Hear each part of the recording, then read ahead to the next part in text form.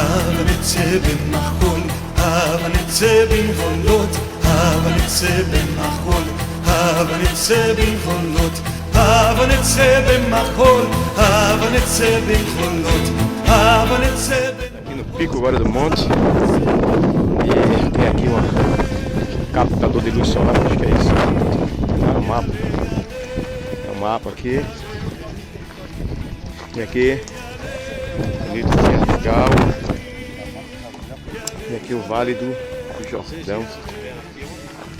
Como é lindo, né, gente? Vista aérea praticamente aqui no Vale do Jordão. E a gente vai aprender algumas coisas mais aqui nesse lugar de conquista de Israel.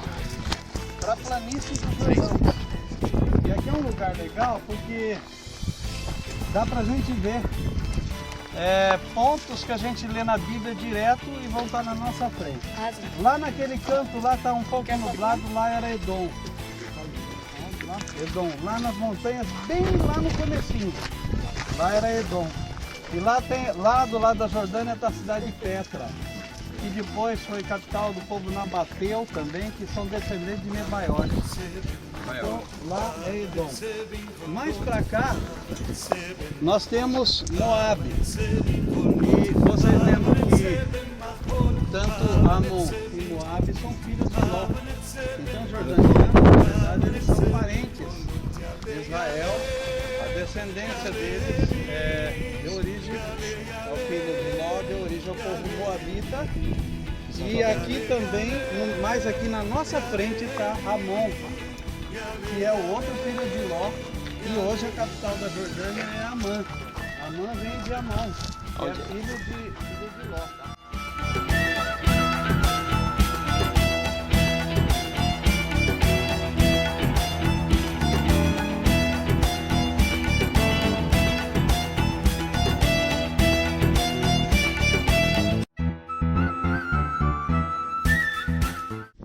E a cópia do templo pagão, o Deus Sol.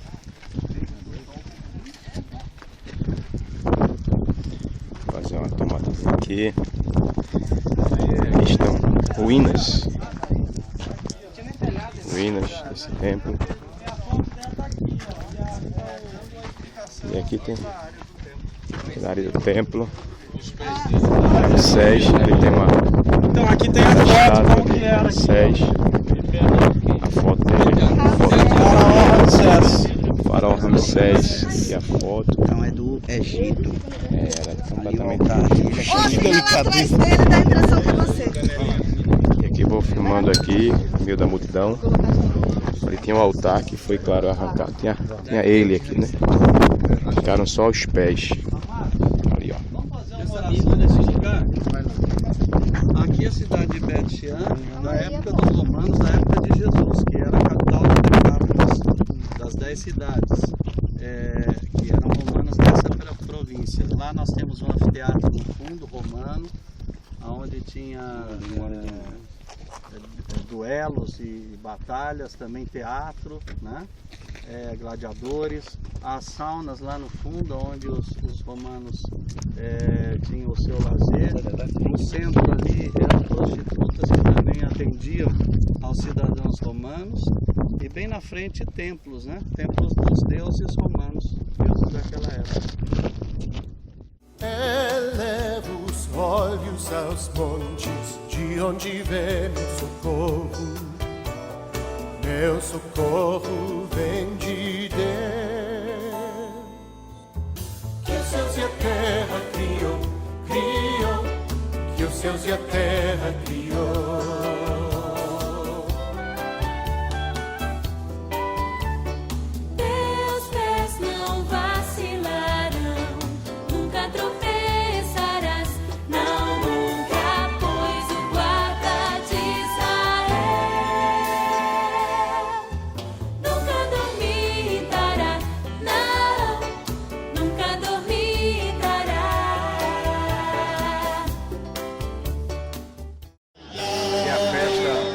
Tabernáculo, no meio da rua.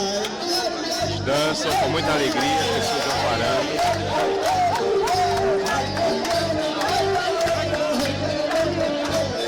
Essa na rua de Jerusalém. Quem quiser entrar pode dançar também.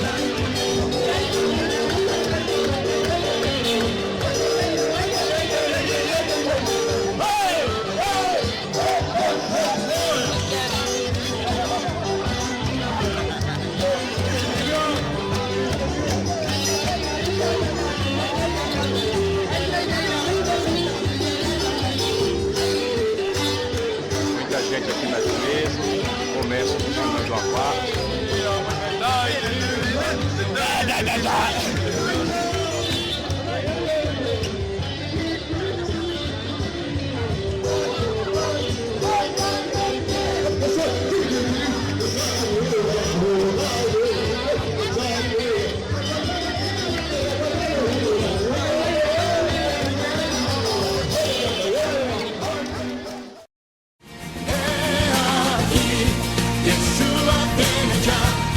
Brillando como el sol, en el cielo lo verás, declara hoy el año del Señor, desde Sion llegó la salvación.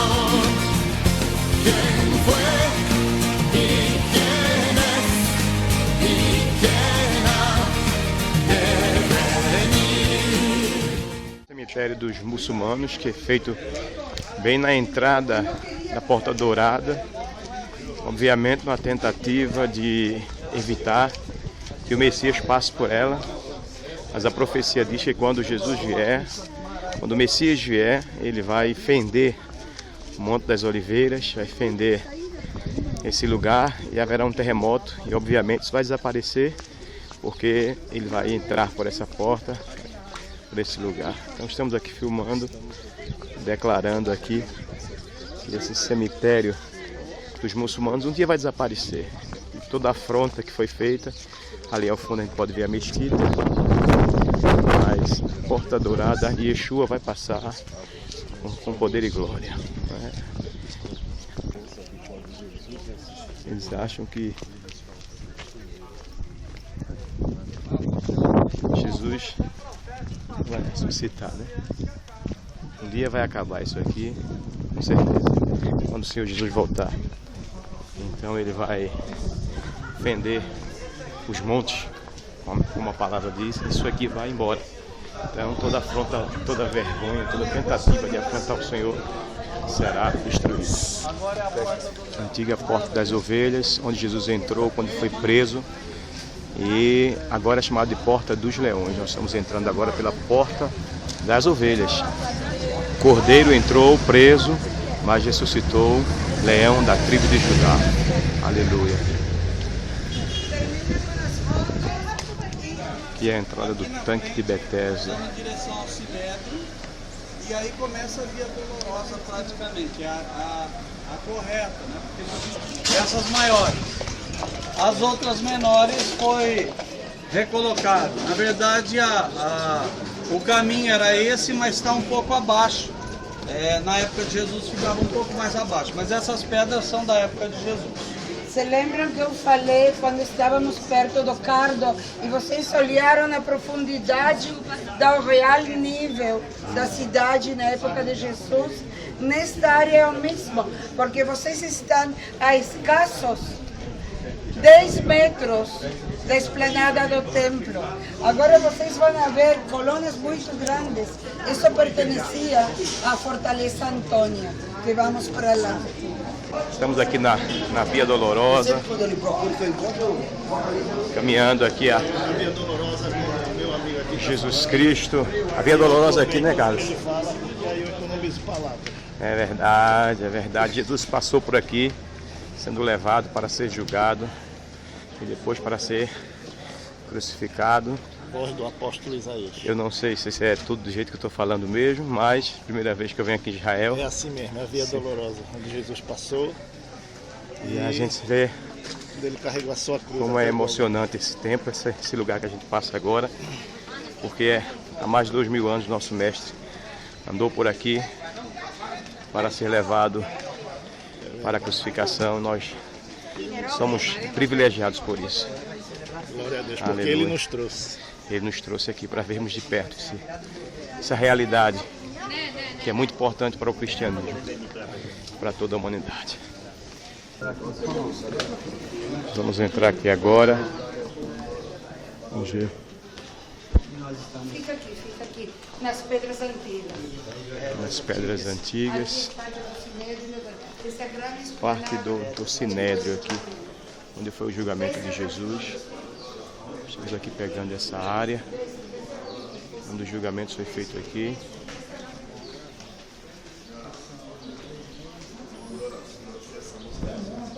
Entra pela Porta das Ovelhas por essa rua e ele vem aqui dentro, aqui é o Sinédrio. Então aqui começa realmente o flagelo de Jesus, né? Que ele é esbofeteado, que ele é humilhado. Aqui começa o Calvário de fato, né?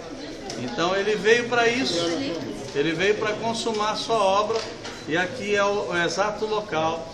Esse átrio aqui, interior, é o exato local. Hoje tem igrejas, mas esse é o local onde Jesus, ele entrou andou por aqui.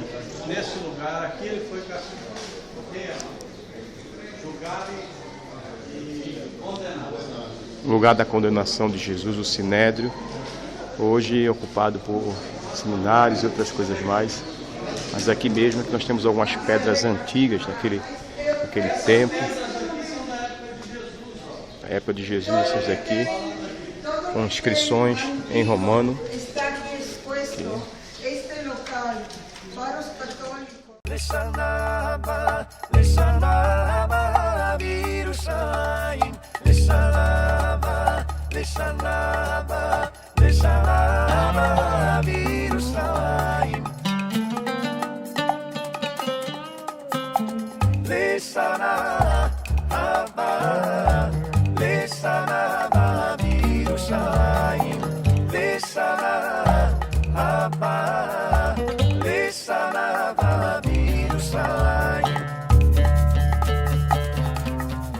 Estamos agora aqui no Jardim do Túmulo, muitos grupos aqui reunidos, sendo ministrados, e pouco a pouco a gente vai conhecendo essa área aqui, porque é uma área muito importante da história do cristianismo. Eu vou pegando aqui, fazendo uma tomadazinha aqui rápida. Aqui Josué, manda um abraço para IBA, Josué. IBA, Palavra. eu quero declarar que no próximo ano é você que vai estar aqui. Estamos no lugar mais importante que mostra o Evangelho de Cristo aqui de Jerusalém. Outros lugares são importantes, mas esse lugar, o seu Messias, ele ressuscitou. Esse lugar é tão importante que é o único local que não se paga taxa nenhuma para se entrar. Todos entram e saem sem precisar pagar um centavo. Há muitos lugares importantes, turísticos aqui, e se pagam, mas aqui é de graça. Porque Jesus, quando ressuscitou, ele deu a salvação por você, pela graça. Um beijo no coração, Deus te abençoe. Aqui essa caminhada no Jardim do Túmulo, ali alguns grupos orando, né? Tem um grupo pentecostal ali do fogo, e a gente vai caminhando para o local do Gólgota e também o local da ressurreição, né? Vamos ver aqui, vamos aprendendo aqui devagarinho. Tem um poço aqui. Algo muito lindo aqui pode ser visto, esse jardim. Como disse o apóstolo Josué, é um lugar que não se paga para entrar, porque a salvação veio pela graça. Esse favor imerecido de Deus sobre a nossa vida. Por isso nós somos gratos ao Senhor. Vamos sendo ministrados. Vamos ser ministrados pelo apóstolo Vale daqui a pouco, acerca de tudo que Jesus fez aqui, nesse lugar, na realidade o que ele passou, né? A sua ressurreição, que foi vitória para toda a humanidade. Aleluia. É um dos lugares, vocês sabem, relacionados à última etapa da vida de Jesus, né? Mais precisamente aos eventos da sua crucificação, sepultamento e ressurreição. É uma tradição recente, vocês sabem que é uma tradição mais antiga aqui ainda da Igreja do Santo Sepulcro, mas há e sempre houve muitas discussões acerca disso. E essa tradição aqui está se estabelecendo, especialmente nesses últimos anos, principalmente consagrada pelo grupo, digamos assim, protestante evangélico da igreja do mundo inteiro. São mais de 250 mil pessoas de todas as tribos, povos e raças e vem aqui a cada ano para conhecer esse lugar e prestar culto e relembrar esses eventos que são tão fundantes na história do cristianismo, né? Essa tradição começa mais precisamente em 1842 com um teólogo chamado Otto Denius, um teólogo alemão, que andando por essa região se depara com essa pedreira aqui atrás de mim, né? E percebe uma feição de caveira nessa pedreira, né? E ele, como um bom conhecedor do texto bíblico, é reportado aos textos bíblicos que dizem que no lugar, Jesus tomando a sua cruz, foi levado para o lugar da caveira, né? O Gólgota, em aramaico, onde ali ele foi crucificado juntamente com 2 malfeitores, né? Então, a partir daí, começaram a se fazer estudos, até porque havia essa insatisfação em relação à igreja de Santo Sepulcro, ao local da igreja de Santo Sepulcro, de que este era o Gólgota. Jesus foi crucificado neste lugar, né? Por isso, em alguns mapas, inclusive, vocês vão ver aqui o nome, o Calvário de Gordon, né? Por causa do nome desse general inglês, né? Charles Gordon.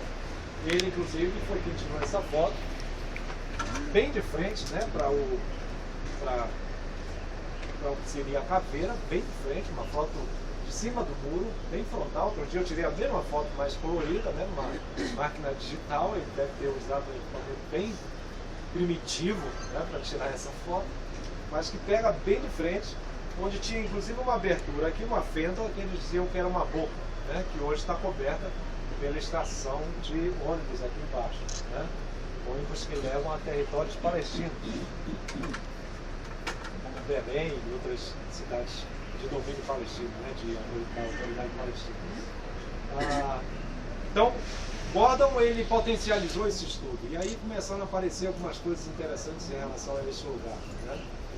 Uma delas é que esse lugar teria sido um lugar de execução, já antes dos romanos, de judeus que haviam caído naquelas, cometido aqueles pecados previstos na lei judaica, que poderiam ser condenados à pena de morte por apedrejamento, né? Então eram trazidos para cá e aqui apedrejados, né? Há inclusive tradições que dizem que Estevão, o primeiro mártir da igreja, foi apedrejado nessa região aqui, né? Aqui perto a gente tem a igreja de Santo Estevão, né? Que recebe o nome em razão dessa tradição, né? Então era uma Bet Sequilah aqui, um lugar de apedrejamento, porque ele estava localizado numa situação privilegiada, digamos assim, para esse tipo de evento, e depois se foi utilizado pelos romanos para as execuções romanas, né? Porque ele está no ponto de tangência, esse lugar, entre as duas vias principais de saída e entrada de Jerusalém à época, que era a estrada para Damasco, saía do portão de Damasco, que naturalmente não era esse que vocês conheceram, mas era próximo, mais abaixo, né? Mas na mesma direção. E outra estrada aqui para Jericó, que levava para Jericó, que fica no Mar Morto, né? Descia para Jericó, né? Então a gente está no ponto de tangência. E isso é importante porque o texto bíblico diz, vocês lembram disso, que algumas pessoas vieram ver a cena da crucificação, naturalmente, mas outras passavam pura e simplesmente pelo lugar, né? A Bíblia diz que pessoas que por ali passavam, meneando a cabeça, se dirigiam a Jesus e diziam: tu que salvaste a tantos, por que tu não te salvas a ti mesmo? Se tu és o Filho de Deus, desce daí da cruz e tal. Essas palavras são atribuídas a pessoas que por ali passavam, ou seja, era um lugar de trânsito, o local onde Jesus foi crucificado. Porque a crucificação, porque essas punições tinham esse sentido, o sentido de punir o culpado, mas o sentido pedagógico também, digamos assim, de dizer para aqueles que vissem a cena que eles poderiam ter o mesmo fim caso eles cometessem os mesmos erros, os mesmos pecados, as mesmas faltas, né? Por isso, quanto mais publicamente possível, melhor para fazerem essas execuções, né? Um outro dado, mas aí de natureza, digamos assim, teológica, que eu acho bastante relevante, é que nós estamos aqui no extremo norte do que foi o Monte Moriá, né? E o Monte Moriá é um monte importante na Bíblia, principalmente pelo seu valor teológico, né? não tanto pelo evento em si, do sacrifício de Isaac pelo seu pai Abraão, quase sacrifício, né? Mas pela forma como o Novo Testamento faz a leitura desse evento depois. Porque o Novo Testamento retoma essa história para dizer o seguinte, olha, assim como Abraão ofereceu o filho dele como sacrifício a Deus, Deus ofereceu o seu filho como sacrifício por amor ao mundo, porque Deus amou o mundo de tal maneira que deu o seu filho unigênito para que todo aquele que nele crê não pereça, mas tenha vida eterna, né? Então, esse paralelo do Novo Testamento é feito a todo tempo para dizer, olha, Abraão e Isaac eram um modelo, um protótipo daquilo que Deus iria fazer em Cristo por nós.